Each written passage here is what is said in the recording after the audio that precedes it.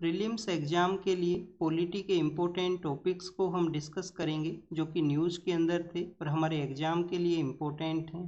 First topic है vice president का। जुलाई अगस्त and September month के दौरान में वाइस प्रेसिडेंट का जो पोस्ट है वो न्यूज़ के अंदर में था, क्योंकि हमारे जो फॉर्मर वाइस प्रेसिडेंट हैं उन्होंने रिजाइन किया था। नए वाइस प्रेसिडेंट का जो इलेक्शन है वो कंडक्ट हुआ था। तो स्टूडेंट्स, इस पोस्ट के जो सभी प्रोसेस है वो न्यूज़ के अंदर में रहे हैं। नए वाइस प्रेसिडेंट का जो इलेक्शन है, उनका जो अपॉइंटमेंट है, इलेक्शन प्रोसेस के अंदर में भी कौन पर्सन है जो रिटर्निंग ऑफिसर हुआ करता है, कौन से हमारे जो मेंबर ऑफ पार्लियामेंट है वो इलेक्शन में पार्टिसिपेट करते हैं, क्या किसी मेंबर ऑफ पार्लियामेंट को यहाँ पे रेस्ट्रिक्शन है। जैसे हम प्रेसिडेंट इलेक्शन में रीड किया करते हैं कि कुछ मेंबर ऑफ पार्लियामेंट को पार्टिसिपेशन है वो नहीं हुआ करता है। फिर इलेक्शन का जो वोटिंग प्रोसेस है वो किस तरीके से है, क्या राज्यसभा की तरह यहाँ पे भी ओपन बैलेट का कॉन्सेप्ट हुआ करता है, और जिन पर्सन का विक्ट्री हुआ है उनका अपॉइंटमेंट है वो किनके द्वारा किया जाता है। ये कंप्लीट बेसिक इन्फॉर्मेशन है वो आपको होना चाहिए। सेकंड, आपको बेसिक इन्फॉर्मेशन ये होना चाहिए कि इंडिया में जो वाइस प्रेसिडेंट का पोस्ट है वो हमने किस कंट्री से लिया है।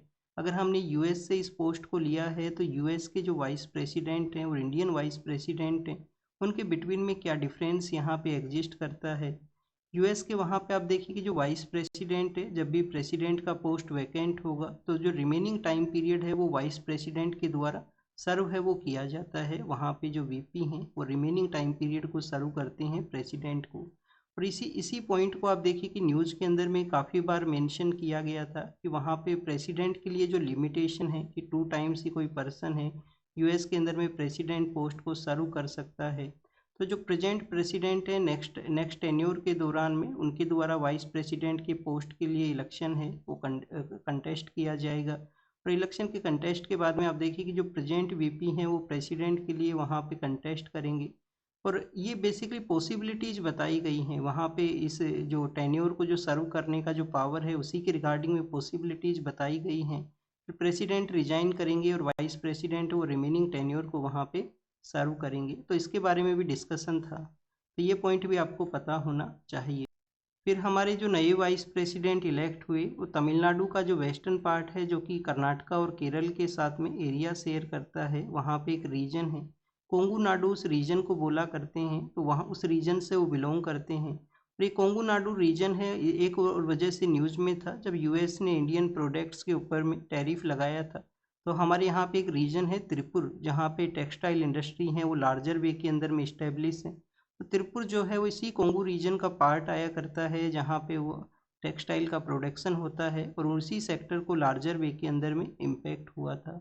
तो फर्स्ट जो पोस्ट है जिसको आपको डिटेल के अंदर में रीड करना है वो है वाइस प्रेसिडेंट का, सभी पॉइंट्स को इसको प्रिपेयर करना। सेकंड, आप देखिए कि लोकसभा स्पीकर हैं उनके बारे में भी यहाँ पे मेंशन था। लोकसभा स्पीकर के रिमूवल के लिए अपोजिशन के जो मेंबर ऑफ पार्लियामेंट्स हैं वो एक रिजोल्यूशन को लेके आए थे कि इनको रिमूव है वो किया जाए। तो बेसिक जानकारी आपको क्या होना चाहिए, आपको जानकारी ये होना चाहिए कि रिमूवल के लिए किस तरीके का जो मेजोरिटी है उसका रिक्वायरमेंट होता है।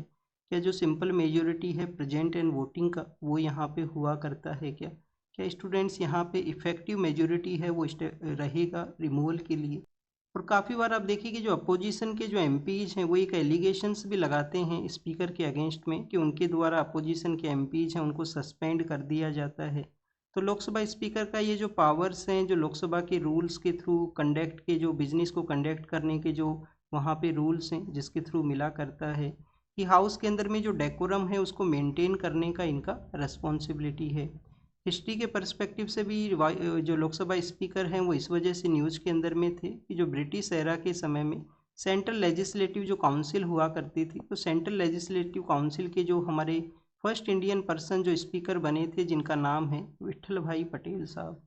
तो जो विट्ठल भाई पटेल साहब हैं उनके अपॉइंटमेंट को भी 100 ईयर्स वो हुए हैं, क्योंकि 1925 के समय वो सेंट्रल लेजिस्लेटिव असेंबली के फर्स्ट इंडियन थे जो इलेक्टेड रूप से अपॉइंट हुए थे एज ए स्पीकर पोस्ट के ऊपर में। तो आप देखिए कि नवंबर दिसंबर में उनके रिगार्डिंग में भी जो एडवर्टाइजमेंट है वो काफ़ी काफ़ी बार पब्लिश हुए थे द हिंदू न्यूज़पेपर के अंदर में, तो उसके बारे में भी आपको जानकारी होना चाहिए। तो उस पर्सपेक्टिव से स्पीकर को आप यहाँ पे रीड करना। कौन से हमारे यहाँ पे जो पार्लियामेंट्री कमेटी हैं, कैबिनेट कमेटी नहीं, पार्लियामेंट्री कमेटी, तो कौन कौन सी ऐसी पार्लियामेंट्री कमेटी हैं जो लोकसभा स्पीकर हैं वो उनको हेड किया करते हैं, उनके बारे में पता होना चाहिए। जज रिमूवल है वो थर्ड टॉपिक है, क्योंकि जो इलाहाबाद हाई कोर्ट के एक जज थे जिनके रिमूवल के रिगार्डिंग में आप देखिए कि कमेटी है वो फॉर्म हुआ था। फिर उन्होंने जो कमेटी फॉर्म हुआ उनके रिमूवल के लिए उसको चैलेंज किया था उन्होंने कोर्ट के अंदर में। तो जज का जो रिमूवल प्रोसेस है, जो जजेज इंक्वायरी एक्ट है 1968 का, और अभी तक हमारे इंडिपेंडेंट इंडिया का जो हिस्ट्री है जिसमें किसी भी जज का जो रिमूवल है वो नहीं हुआ है, जैसे किसी भी लोकसभा स्पीकर है उनका भी रिमूवल है वो नहीं हुआ है। तो आप देखिए कि ये जो जो प्रोसेस है, जो कम्प्लीटली प्रोसेस का जो माइन्योर माइन्योर थिंग्स हैं उन सभी को आप डिटेल में रीड करना। फोर्थ अगर हम बात करें स्टूडेंट्स यूपीएससी के बारे में है, आप देखिए कि जो सेंट्रल पब्लिक सर्विस कमीशन है जो कि मोंटेगू चेम्सफोर्ड जो एक्ट है 1919 का, जो गवर्नमेंट ऑफ इंडिया एक्ट है वो इस्टेब्लिश करता है। और फिर 1926 के समय में जो यूपीएससी का जो सिमिलर बॉडी हुआ करता था सेंट्रल पब्लिक सर्विस कमीशन वो इस्टेब्लिश हुआ था। तो यूपीएससी के इस्टेब्लिशमेंट को 100 ईयर्स हुए हैं। उस समय एक कमीशन आया करता था, ली कमीशन। तो हो सकता है कि आपसे 1919 का जो गवर्नमेंट ऑफ इंडिया एक्ट है उसके बारे में कोई क्वेश्चन हो। यूपीएससी के अंदर में जो मेंबर्स हुआ करते हैं उनको कितने ईयर का यहाँ पे जो टाइम लिमिट है, कितने समय तक वो सर्व कर सकते हैं, उसके बारे में आपको जानकारी होना चाहिए।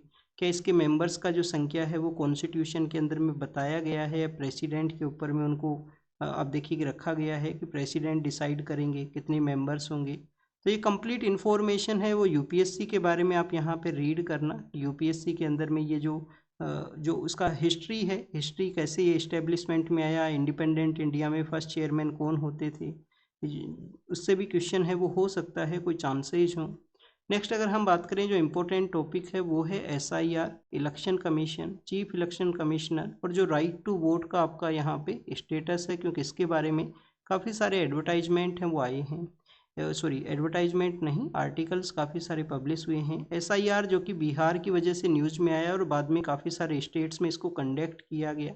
तो इलेक्शन कमीशन का रिस्पॉन्सिबिलिटी हुआ करता है कि समय समय पे हमारा जो वोटिंग लिस्ट है जिसमें वेरिफिकेशन किया जाए, जो number of persons voting list के अंदर में हैं उनको वेरीफाई किया जाए कि डेथ तो नहीं हुआ है, कोई पर्सन माइग्रेशन को तो नहीं किए हैं, वहाँ पे वो रहा करते हैं, एक्टिव वोटर हैं या नहीं हैं। इलेक्शन कमीशन के अंदर में आप देखिए कि जो चीफ इलेक्शन कमिश्नर हैं उनके अपॉइंटमेंट के बारे में जो कोर्ट ने जो रूलिंग दिया था, फिर गवर्नमेंट जिस एक्ट को लेके आई है, तो उसके बाद में ये जो टॉपिक है वो भी कम्प्लीटली डिस्कशन में था। उसके अगेंस्ट में एक पेटिशन भी फाइल हुआ है कोर्ट के अंदर में कि क्यों यहाँ पे गवर्नमेंट ने अपना अपना जो बिल है, जो एक्ट है, उसके थ्रू कोर्ट का जो जजमेंट था उसको चेंज है वो किया है, लिटिल बिट एक पोस्ट का वहाँ पे चेंज हुआ है।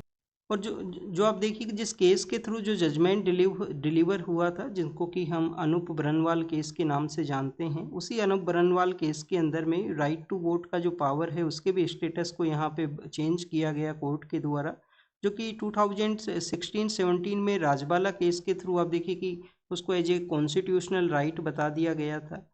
तो राजबाला केस का जो जो वहाँ पे जो उसका स्टेटस है उसको चेंज करते हुए एज ए स्टेचुटरी राइट है वो किया गया है कि आपका स्टेचुटरी राइट है, जो कि कुलदीप नैयर केस 2006 के अंदर में राइट टू वोट का था।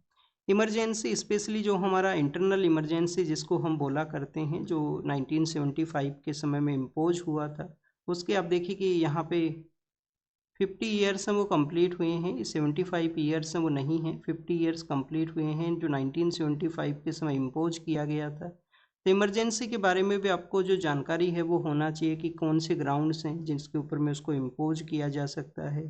जो 44 कॉन्स्टिट्यूशन अमेंडमेंट एक्ट आता है 1978 के समय में, उसमें क्या चेंज हैं वो किए गए इमरजेंसी के रिगार्डिंग में। जो कैबिनेट वर्ड है जो कि आर्टिकल 352 के अंदर में ओनली मेंशन है, इसके अलावा कैबिनेट का कहीं पे भी हमारे कॉन्स्टिट्यूशन में मेंशन नहीं है, तो उसके रिगार्डिंग में सवाल हो सकते हैं। इमरजेंसी भी एक इम्पोर्टेंट यहाँ पे टॉपिक है। नेक्स्ट अगर हम बात करें सेंसस के बारे में, सेंसस के आप देखिए कि जो मस्कट्स हुआ करते हैं उनको जो मिनिस्ट्री ऑफ होम अफेयर्स ने उन्होंने अनवील किया था, प्रगति और विकास उसका नाम है यहाँ पे। पहले आप देखिए कि जब चेन्नई के अंदर में जो चेस का जो टूर्नामेंट हुआ था, चेस का जो ओलंपियाड हुआ था, उसके रिगार्डिंग में मस्कट के पर्सपेक्टिव से क्वेश्चन पूछे गए थे। सेंसस इस वजह से भी न्यूज़ में है, डिजिटल वे के अंदर में ये कंडक्ट होगा। डिजिटल वे के अलावा यहाँ पे जो है जो कास्ट के जो डाटा हैं वो भी जो काउंट है वो किए जाएंगे जो लास्ट टाइम 1931 के समय में किए गए थे। और जो रजिस्ट्रार जनरल ऑफ इंडिया है मिनिस्ट्री ऑफ होम अफेयर्स के अंडर में, उनका रिस्पॉन्सिबिलिटी होता है सेंसस, जो सेंसस एक्ट है 1948 का, उसके थ्रू में।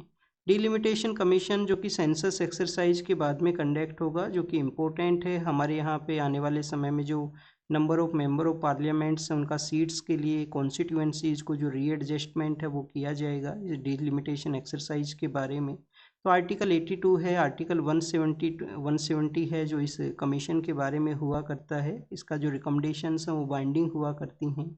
और आप देखिए कि अभी तक 4 टाइम्स इसको बनाया गया है, जो यूपीएससी ने रिसेंट ईयर्स के अंदर में क्वेश्चन है वो आपसे पूछा था। प्रिवेंटिव डिटेंशन के जो लॉ हैं वो भी न्यूज़ में थे, जैसे कि एनएसए के बारे में, जो हमारे क्लाइमेट एक्टिविस्ट हैं सोनम वांगचू, जिनको कि डिटेंड किया गया था एनएसए एक्ट के थ्रू में। तो ये जो प्रिवेंटिव डिटेंशन के जो लॉज हैं इनके बारे में डिटेल में रीड करना। एनएसए के जो ग्राउंड्स हैं वो आपको पता होना चाहिए, किन ग्राउंड्स के ऊपर में एनएसए है वो अप्लाई होता है, और कितने समय तक किसी पर्सन को विदाउट कोर्ट के जो ट्रायल हैं जिस बेसिस पे एनएसए के थ्रू जो डिटेंड है वो किया जा सकता है। और बाद में आप देखिए कि जो बोर्ड यहाँ पे कॉन्स्टिट्यूट होता है, जो बोर्ड बनता है, बोर्ड के अंदर में कितने मेंबर होते हैं, क्या वो 3 मेंबर बोर्ड हुआ करता है क्या बोर्ड बन कॉन्स्टिट्यूट होने के बाद में भी क्या यहाँ पे कुछ समय का जो एक्सटेंशन दिया जा सकता है क्या प्रिवेंटिव डिटेंशन के अंदर में।